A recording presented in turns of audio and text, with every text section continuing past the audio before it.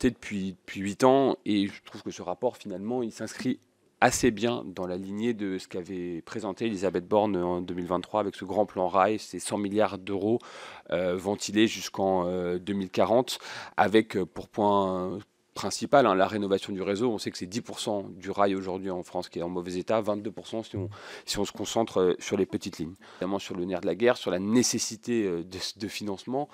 Donc je parlais des 100 milliards d'Elisabeth Borne et on sait aujourd'hui que c'est même encore un peu plus si on regarde 2040 voire 2050 pour arriver à tous les objectifs que vous avez portés. Vous évoquez le recours au partenariat public-privé, à la Caisse des dépôts notamment pour accélérer la régénération du réseau.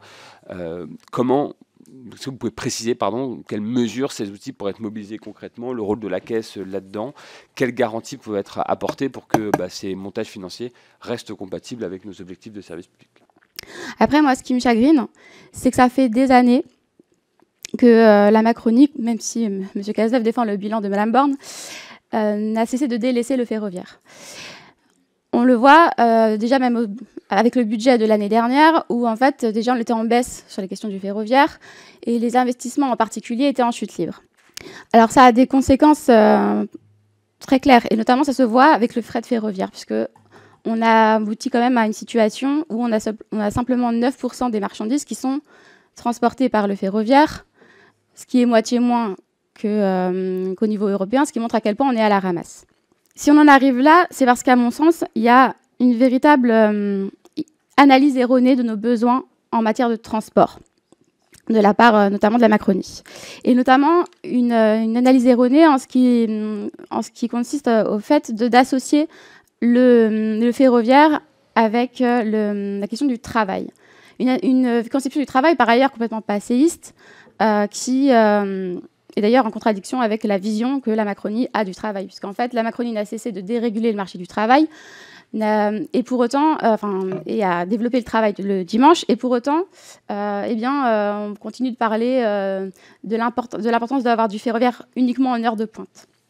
D'ailleurs, c'est ce qui ressort de votre rapport. Il n'y a que 20% en fait, des trajets avec le train en fait, qui concernent le fait d'aller du domicile jusqu'au travail et aux études.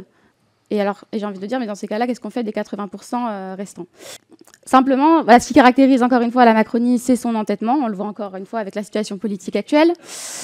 Et donc, certes, on a beaucoup travaillé sur le sujet, on a beaucoup alerté, encore en 2023 avec une commission d'enquête. Mais moi, ma question, finalement, c'est quand est-ce qu'on met fin à cet entêtement? Quand est-ce que vous allez prendre en considération nos rapports et notre commission, enfin les avis qu'on donne en commission? Ercia Soudet, vous avez fait effectivement référence au fret et la question de la faisabilité d'installation du fret a été proposée dans la recommandation numéro 41, puisque nous voulons introduire une obligation d'étude de faisabilité pour prévoir des embranchements ferroviaires. Donc à toute installation, d'avoir la possibilité de regarder comment un embranchement peut être fait, doit être mené, et également, et moi je le préconise, que les régions puissent accompagner cela, puisqu'elles ont la compétence économique, et elles doivent pouvoir accompagner les entreprises dans leur recherche de mobilité sur les marchandises. La question du fret, elle est centrale aussi, sur le côté écologique, mais aussi sur son bilan. Parce que la concurrence du fret, elle a 10 ans d'avance sur la concurrence au niveau voyageur. On voit aujourd'hui l'état du fret, avec son report modal qui est très faible, et un affaiblissement, très clairement, du transport de marchandises par voie ferrée. Et il ne s'agirait pas de faire les mêmes erreurs et que finalement on se retrouve dans la même situation au niveau du voyageur, alors qu'il y a une véritable attente de la part des citoyens de pouvoir emprunter ce mode de transport.